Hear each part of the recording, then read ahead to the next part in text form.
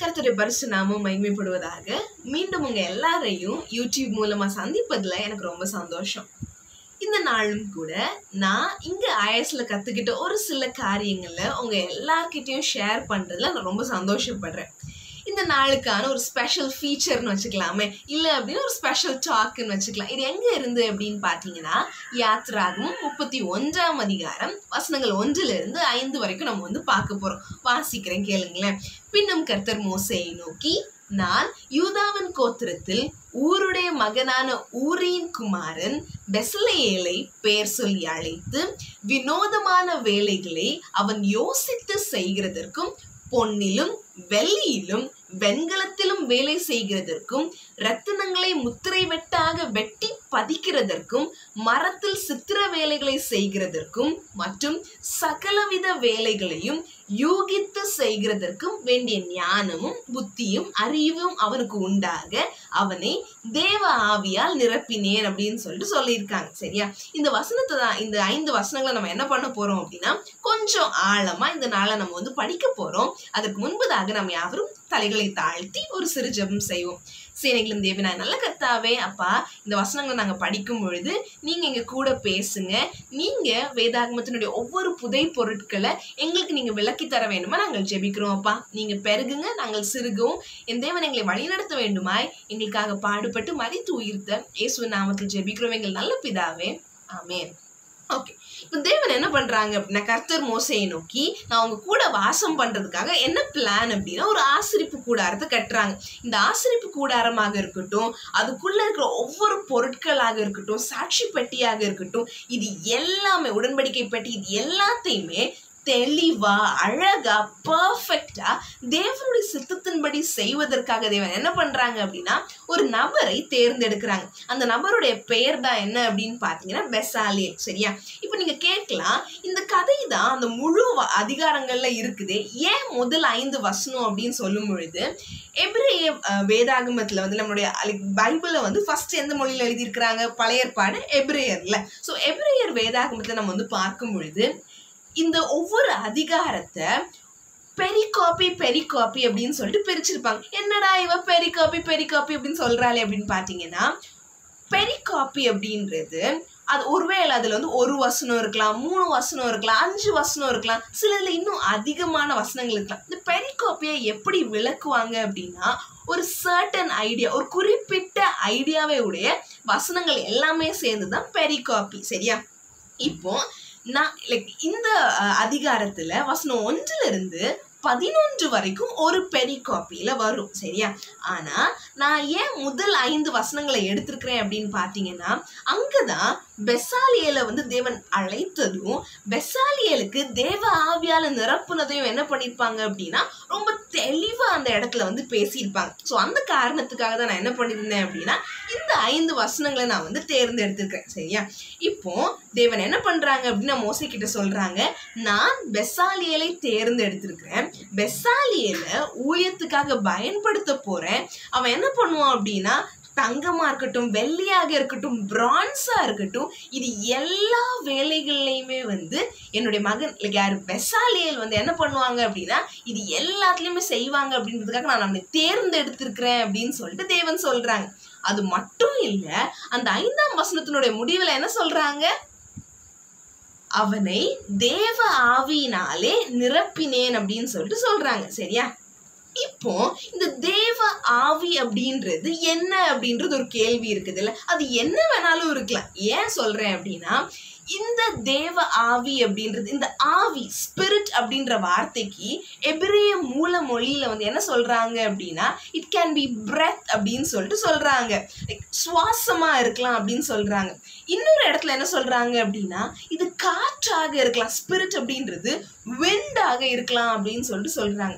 இன்னொரு வேறு சில வேதாகம ஆராய்ச்சியாளர்கள் சொல்லும்போது சொல்றாங்க, இது தேவனுடைய இன்ஃப்ளூயன்ஸா இருக்கலாம், அவருடைய பவரா இருக்கலாம் அப்படின்னு சொல்லிட்டு சொல்றாங்க. அதை இன்னும் தெளிவா சொல்லும் போது என்ன சொல்றாங்க அப்படின்னா, இது தேவனுடைய ஆன்மா, அவருடைய பவர், காட்ஸ் பவரா கூட இருக்கலாம் அப்படின்னு சொல்லிட்டு சொல்றாங்க. அப்போ இந்த தேவ ஆவியால் நிரப்பினேன் அப்படின்றது வந்து எதுவா வேணாலும் இருக்கலாம். அப்ப யோசிச்சு பாருங்களேன், தேவன் மோசே கிட்ட பெசாலியில தேர்ந்தெடுத்து சொல்றாங்க, நான் வந்து காத்த நிரப்புறேனா இல்ல என்னோட சுவாசத்தை நிரப்புறேனா இல்ல நான் வந்து என்ன பண்ண போறேன் என்னோட பவரை நிரப்புறேனா அப்படின்ற ஒரு நிறைய கேள்விகள் நமக்கு என்ன வரும் அப்படின்னா இந்த இடத்துல எழும்புவது உண்டு. சரியா?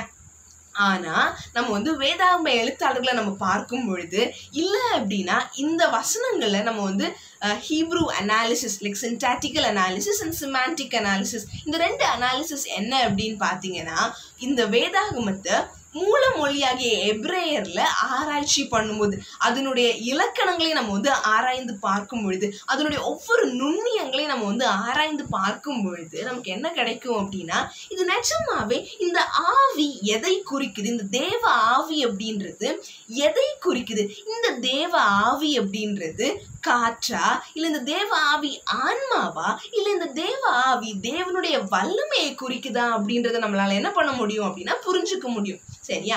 இப்போ நீங்க என்கிட்ட இன்னொரு கேள்வி கேட்கலாம், இந்த 3மே அர்த்தங்களா இருக்கும்போது எப்படி இந்த அனாலிசிஸ்ல நம்ம வந்து கண்டுபிடிக்க முடியும் அப்படின்னு சொல்லும் பொழுது நம்ம வேற வேதாகம லைக் இடங்கள் நம்ம வந்து இதே வார்த்தைகள் பயன்படுத்தப்பட்ட வேறு வேதாகம இடங்களை நம்ம வந்து ஆராய்ந்து பார்க்கும் பொழுது கூட நமக்கு என்ன கிடைக்கும் அப்படின்னா ஒரு சின்ன ஐடியா நமக்கு வந்து கிடைக்கும் அப்படின்னு சொல்லிட்டு நம்ம வந்து பார்க்க முடியும். சரியா? இப்போ இந்த தேவ ஆவி அப்படின்றது ஆங்கிலத்துல ஸ்பிரிட் ஆஃப் காட் அப்படின்னு சொல்லிட்டு சொல்லியிருக்கிறாங்க. அதே ஸ்பிரிட் ஆஃப் காடை வந்து எபிரேய வேதாகமத்துல ருவாக் எலோஹிம் அப்படின்னு சொல்லிட்டு சொல்றாங்க. இந்த ருவாக் அப்படின்ற வார்த்தை தான் ஸ்பிரிட், எலோஹிம்னா நமக்கு எல்லாருக்குமே தெரியும்ல, தேவனை வந்து குறிக்கும். அப்போ ருவாக் எலோஹிம் அப்படின்ற வார்த்தை தான் என்ன பண்ணிருக்கிறாங்க அப்படின்னா இந்த ஒரு கிளாஸ், இந்த ஒரு சின்ன ஃப்ரேஸை தான் என்ன பண்றாங்க அப்படின்னா எபிரேய வேதாகமத்துல வந்து பயன்படுத்துறத நம்ம வந்து பார்க்க முடியும். சரியா? இப்போ இந்த ஒரு ருவாக் எலோஹிம் அப்படின்ற ஒரு வார்த்தைய என்ன பண்றாங்க அப்படின்னா ஆராய்ச்சி பண்றாங்க. இந்த இது வந்து நிஜமாகவே இந்த ஒரு ருவாக் அப்படின்றது இந்த ஸ்பிரிட் அப்படின்றது எதை குறிக்குது, இந்த ஸ்பிரிட் அப்படின்றது நிஜமாகவே வெறும் காத்து தானா இல்ல வெறும் சுவாசம் அப்படின்றது தானா இல்ல தேவனுடைய வல்லமையை குறிக்குதா இல்ல இது வேற என்ன குறிக்குது அப்படின்றத வந்து கண்டுபிடிக்கணும் அப்படின்றதுக்காக என்ன பண்றாங்க அப்படின்னா ஒரு ஆராய்ச்சி வந்து பண்றாங்க. சரியா? அந்த ஆராய்ச்சி பண்ணும்பொழுது என்ன சொல்றாங்க அப்படின்னா எந்த இடத்துல ஞானம், அறிவு, புத்தி இது எல்லாமே வந்து மையமாக வைத்து பேசப்படுதோ அங்க யாரை நம்ம வந்து பார்க்க முடியும் அப்படின்னா பரிசுத்த ஆவியானவரை நம்ம வந்து பார்க்க முடியும் அப்படின்னு சொல்லிட்டு சொல்றாங்க. அப்போ இந்த விஸ்டம், நாலேஜ் அண்ட் அண்டர்ஸ்டாண்டிங் எங்கெல்லாம் பயன்படுத்துறாங்களோ அங்க பரிசுத்த ஆவியானவருடைய ஈடுபாடு இருக்கும், அது எல்லாமே பரிசுத்த ஆவியானவரை சார்ந்ததாக இருக்கும் அப்படின்னு சொல்லிட்டு சொல்றாங்க. அப்ப என்ன சொல்றாங்க அப்படின்னா ஒருவேளை இது பரிசுத்த ஆவியானவராக இருக்கக்கூடும். தேவ ஆவியை நிரப்பினேன் அப்படின்னு சொல்லிட்டு சொல்றாங்களே இந்த 5வது வசனத்துல, இந்த தேவ ஆவியினால் நிரப்பினேன் அப்படின்றது பரிசுத்த ஆவியானவரை பெசாலியல்ல நிரப்புனதாக இருக்கலாம் அப்படின்னு சொல்லிக்கிட்டு ஒரு சில எழுத்தாளர்கள் வந்து சொல்றாங்க. ஏன் வந்து பரிசுத்த ஆவியானவராக இருக்கக்கூடும் அப்படின்றாங்கன்னா இந்த பெசாலியல் அழைக்கப்பட்டதும் அவன் செய்ய போகிற வேலை ரொம்ப விசேஷமான வேலை. அது வந்து ஒரு ஒரு ஒரு ஒரு கம்ப்ளீட் டாஸ்கா இருக்க வேண்டிய ஒரு இடத்துல இந்த பெசாலியல் வேலை செய்யறதுனால கண்டிப்பாகவே அது வந்து நுண்ணியமாகவும் துல்லியமாகவும் செயல்படணும் அப்படின்றதுக்காக என்ன பண்றாங்க அப்படின்னா ஒருவேளை இது பரிசுத்த ஆவியானவராக இருக்கக்கூடும் அப்படின்னு சொல்லிட்டு சொல்றாங்க. சரியா? அதுக்கப்புறம் என்ன சொல்றாங்க அப்படின்னா எப்பவுமே லைக் இந்த ஒரு எபிரேய மொழியை நம்ம வந்து இலக்கணங்கள்ல பார்க்கும் பொழுதும் சரி அந்த இலக்கணங்கள்ல பயன்படுத்தக்கூடிய வார்த்தைகள் நம்ம வந்து ஆங்கிலத்துல நம்ம வந்து பார்க்கும் பொழுது பொசஷன் வேர்ட்ஸ் அப்படின்னு சொல்லிட்டு சொல்லுவாங்க. லைக் பொசஷன் ஒரு அசோசியேஷன் வேர்ட்ஸ் அப்படின்னு சொல்லுவாங்க. அது பார்க்கும் பொழுதுமே த ஸ்பிரிட் ஆஃப் காட் அப்படின்னு சொல்லிட்டு இருக்கும். சரியா? அப்போ இந்த ஸ்பிரிட் ஆஃப் காட் அப்படின்றது என்ன அப்படின்னா நம்ம அதை வந்து இன்னும் ஆழமாக பார்க்கும்போது தேவனுடைய ஆவி அப்படின்றது நம்ம அதை வந்து எபிரேய இலக்கணங்கள் நம்ம பார்க்கும் பொழுது அதுவும் என்ன சொல்றாங்க அப்படின்னா ஒருவேளை இது பரிசுத்த ஆவியானவராக இருக்கக்கூடும் அப்படின்னு சொல்லிக்கிட்டு சொல்றாங்க. சரியா? அதுக்கப்புறம் இன்னும் தொடர்ந்து சொல்லும் பொழுது ஆதி ஆகமத்துல நம்ம பார்க்கிறோம்ல, ஆதி ஆகமத்துல தேவன் உலகத்தை சிருஷ்டித்து கொண்டிருக்கும் பொழுதே என்ன பண்றாங்க அப்படின்னா பரிசுத்த ஆவியானவர் அசைவாடி கொண்டிருந்ததை நம்ம பார்க்க முடியும். ஆதியாகமம் 1ஆம் அதிகாரம் 2வது வசனத்துல எந்த ஒரு ஃப்ரேஸ் யூஸ் பண்ணிருக்கிறாங்க அப்படின்னா இந்த ருவாக் எலோஹிம். ஆதியாகமம் 1ஆம் அதிகாரம் நம்ம பார்க்கும் பொழுது அதே இதுதான், அதே சென்டென்ஸ் ஃபார்மேட்டை தான் என்ன பண்றாங்க அப்படின்னா பயன்படுத்தி இருக்கிறத நம்ம பார்க்க முடியும். அப்ப என்ன சொல்றாங்க அப்படின்னா ஆதியாகமம் 1:2 நம்ம யாரை பார்க்கிறோம்? ஆதியாகமம் 1:2 நம்ம பரிசுத்த ஆவியானவர் அந்த அதிகாரங்களை நம்ம யாரை பார்க்கிறோம் அப்படின்னா இந்த பரிசுத்த ஆவியானவரை நம்ம பார்க்கிறதுனால என்ன சொல்றாங்க அப்படின்னா ஒருவேளை இது பரிசுத்த ஆவியானவராக இருக்கக்கூடும் அப்படின்னு சொல்லிக்கிட்டு ஒரு சில வேதாகம ஆராய்ச்சியாளர்கள் என்ன பண்றாங்க அப்படின்னா தீர்மானமாக சொல்றாங்க. சரியா? அப்ப இந்த ருவாக் எலோஹிம் அப்படின்றது ரொம்ப ரொம்ப முக்கியமான ஒரு வார்த்தையாக இருக்கு. நீங்க லைக் ஹீப்ரூ டெக்ஸ்டுவல் அனாலிசிஸ் நீங்க பார்த்தீங்க அப்படின்னா அதுல அழகா கொடுத்திருப்பாங்க. ஆதியாகமம் 1ஆம் அதிகாரம் 2வது வசனத்துல ருவா எலோஹிம் அப்படின்ற வார்த்தையை அவ்வளோ அழகா அந்த இடத்துல பயன்படுத்தி இருப்பாங்க. அப்போ நம்ம சிமாண்டிக் அனாலிசிஸ் நான் முன்னாடியே சொல்லியிருப்பேன்ல, இந்த சிமாண்டிக் அனாலிசிஸ் பார்க்கும் பொழுதும் ஒருவேளை இந்த ஒரு ருவாக் எலோஹிம் அப்படின்றது தேவ ஆவி அப்படின்றது தேவனுடைய பவரை கிடையாது, பரிசுத்த ஆவியானவரை குறிக்கலாம் அப்படின்னு சொல்லிக்கிட்டு ஒரு சில வேதாகம எழுத்தாளர்கள் சொல்றாங்க. சரியா? அதுக்கப்புறம் என்ன சொல்றாங்க அப்படின்னா தியாலஜிக்கலி நம்ம ஓகே இந்த நாள்ல நம்ம என்ன பார்க்க முடியல, நம்ம கரண்ட் ஸ்டடீஸ் மூலமா நம்ம பார்க்கும் பொழுது என்ன சொல்றாங்க அப்படின்னா எந்தெந்த இடத்துல லைக் புதுசாக ஆரம்பிக்க வேண்டியது, புதுசா லைக் என்னது கிரியேட்டிவிட்டி அப்படின்ற பர்பஸ் எங்கெங்க வருதோ அந்த எல்லா இடங்களையும் நம்ம என்ன பண்ண முடியும் அப்படின்னா பரிசுத்த ஆவியானவரை பார்க்க முடியும். அப்போ அதனால இது பரிசுத்த ஆவியானவராக இருக்க முடியும் அப்படின்னு சொல்லிட்டு என்ன பண்றாங்க அப்படின்னா ஒரு சில எழுத்தாளர்கள் சொல்றாங்க. சரியா? இப்போ இது எல்லாத்தையும் நம்ம மையப்படுத்தி பார்க்கும் பொழுது இந்த ருவாக் எலோஹிம் அப்படின்றது காற்று கிடையாது, சுவாசம் கிடையாது, தேவனுடைய வல்லமை கூட கிடையாது. இந்த ருவாக் எலோஹிம் அப்படின்றது யாரை குறிக்குது அப்படின்னா பரிசுத்த ஆவியானவரை, ஹோலி ஸ்பிரிட்டை குறிக்குது அப்படின்றத நம்ம தெரிஞ்சுக்க வேண்டியது ரொம்ப ரொம்ப முக்கியம். சரியா? அப்போ யோசிச்சு பாருங்க, தேவன் தங்குவதற்காக ஒரு இடத்தை ஆயத்தப்படுத்துறாங்க. அந்த இடத்தை ஆயத்தப்படுத்துறதுக்கு ஒரு மனிதனை தேர்ந்தெடுக்கிறாங்க.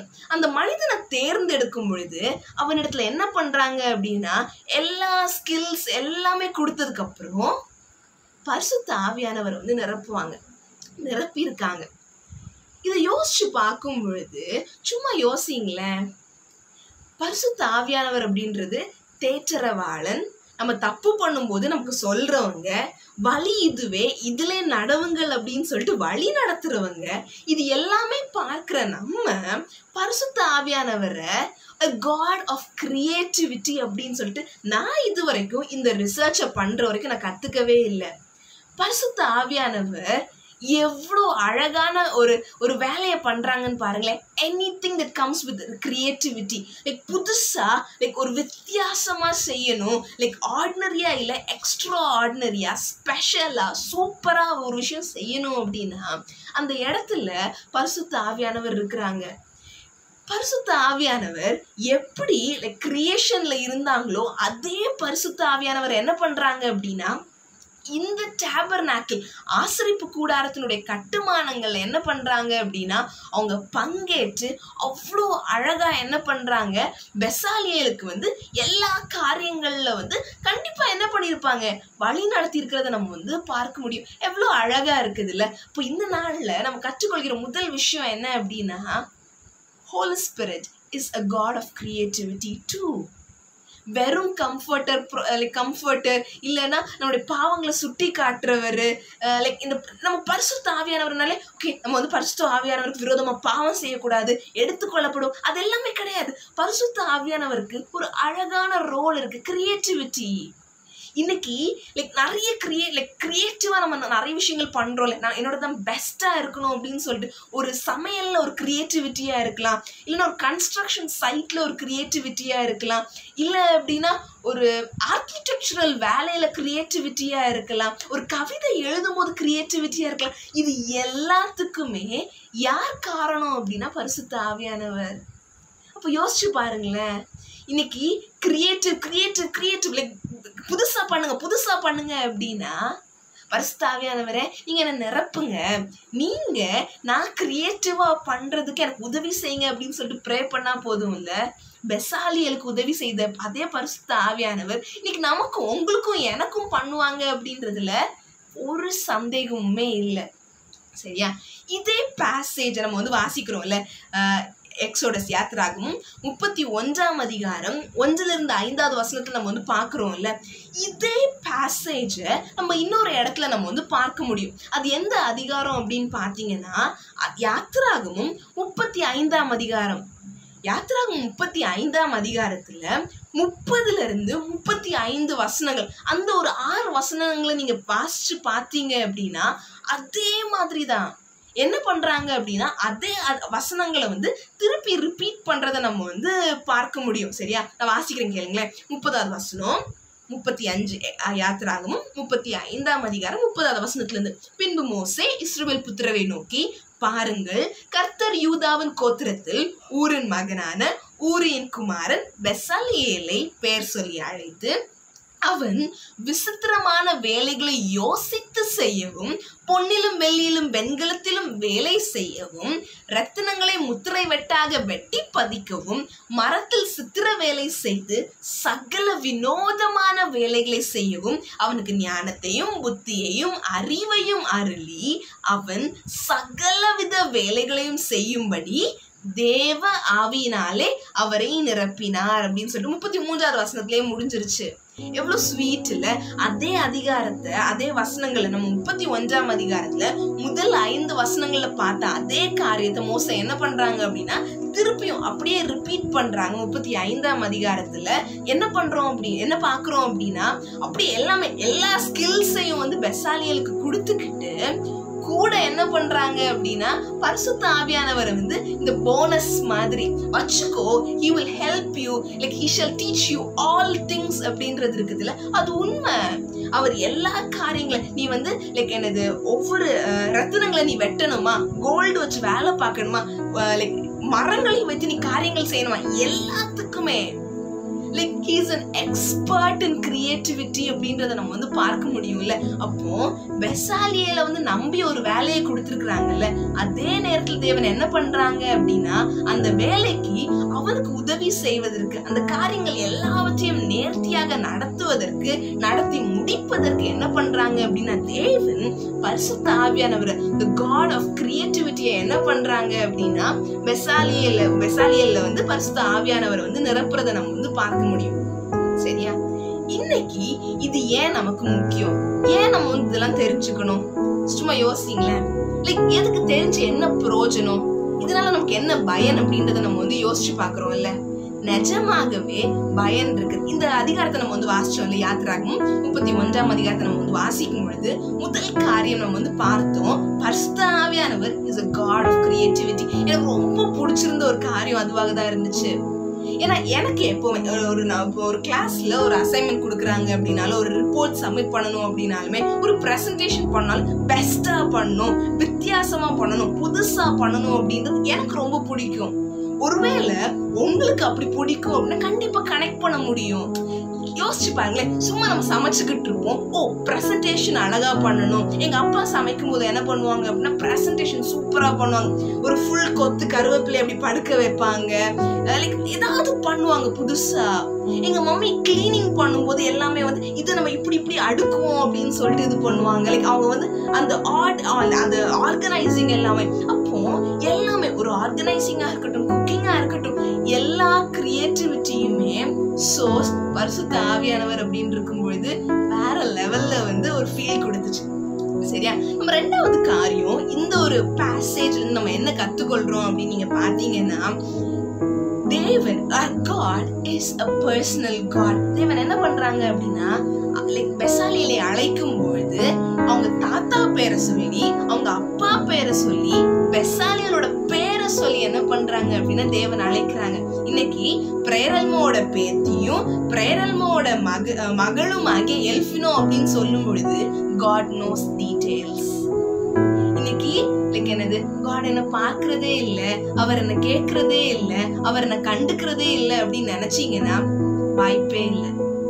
He knows you very personally. உங்களோட தனிப்பட்ட வாழ்க்கைய நீங்க எத்தனை தடவை அழுறீங்க, எத்தனை தடவை சோகமா இருக்கீங்க, எவ்வளவு கண்ணீர் வடிக்கிறீங்க அப்படின்ற எல்லா டீட்டெயில்ஸையுமே ஒண்ணு விடாம எல்லாமே அறிந்த தேவன் அவர் என்ன பண்ணுவாங்க அப்படின்னா உங்க எல்லாருடைய ஹிஸ்டரி அவருக்கு தெரியும். ஹிஸ்டரி மட்டும் இல்ல, உங்களோட ஃபியூச்சருமே அவ்வளோ அழகா தெரிஞ்ச தேவனாக இருக்கிறாங்க.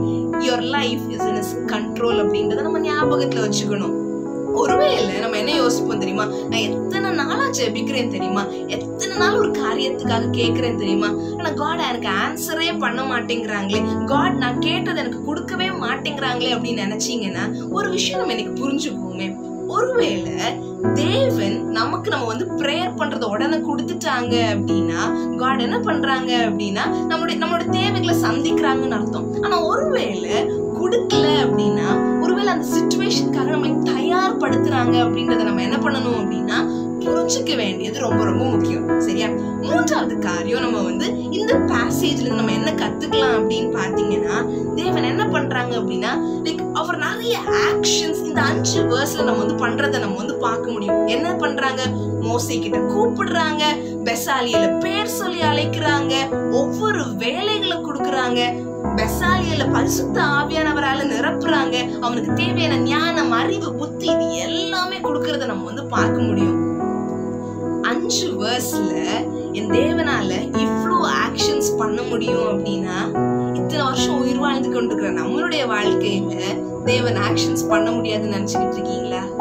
தேவன் அமைதியா இருக்கிறாங்க, தேவன் என்ன கண்டுக்கிறதே இல்லை, தேவனுக்கு என் மேல பாசமே இல்லை அப்படின்னு சொல்லி நினைச்சுக்கிட்டு இருக்கிறீங்களா? கண்டிப்பா கிடையாது. He is working on each and every one of our lives. ஒவ்வொருத்தங்களுடைய வாழ்க்கையில தனிப்பட்ட விதமாக தேவன் என்ன பண்றாங்க அப்படின்னா அவர் வேலை செய்து கொண்டிருக்கிறாங்க. திடன் கொள்ளுங்க, சோர்ந்து போகாதீங்க. ஏற்ற நேரத்துல அவர் நம்மை உயர்த்தும்படிக்கு என்ன பண்ணுவோம் அப்படின்னா அவருடைய கரங்கள்ல அடங்கி இருப்பதுக்கு நம்ம என்ன பண்ணணும் அப்படின்னா கற்றுக்கொள்ளணும். இன்னொரு முக்கியமான விஷயம் இன்னைக்கு உங்ககிட்ட பகிர்ந்து கொள்ளணும் அப்படின்னு சொல்லி நான் ஆசைப்பட்டது என்ன அப்படின்னா நம்ம கற்றுக்கொள்கிற 4வது பாடம்.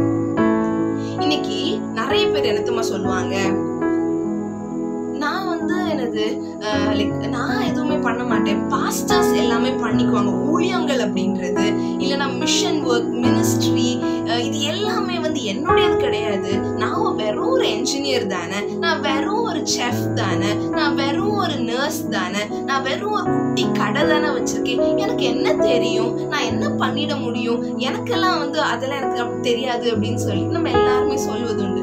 ஆனா இன்னைக்கு பெசாலியலோட கதை ஒரு சிறந்த எடுத்துக்காட்டு. எதற்கான எடுத்துக்காட்டு அப்படின்னு பாத்தீங்கன்னா இன்னைக்கு நம்ம கிட்ட இருக்கிற ஒவ்வொரு தாளந்துகளுமே அது எவ்வளவு சின்னதாக இருந்தாலும் சரி, எவ்வளவு அற்பமான காரியமாக இருந்தாலும் சரி, நம்மளுடைய ஒவ்வொரு தாளந்துகளையும் நம்மளால என்ன பண்ண முடியும் அப்படின்னா அவருடைய மகிமைக்காக நம்மளால கண்டிப்பா பயன்படுத்த முடியும். பெசாலியேல் ஒரு போதகர் கிடையாது, பெசாலியேல் ஒரு சீஷன் கிடையாது, பெசாலியேல் ஒரு ஆசாரியன் கிடையாது, பெசாலியேல் ஒரு லேவி வம்சத்தான் கூட கிடையாது. பெசாலியேல் he was an artisan.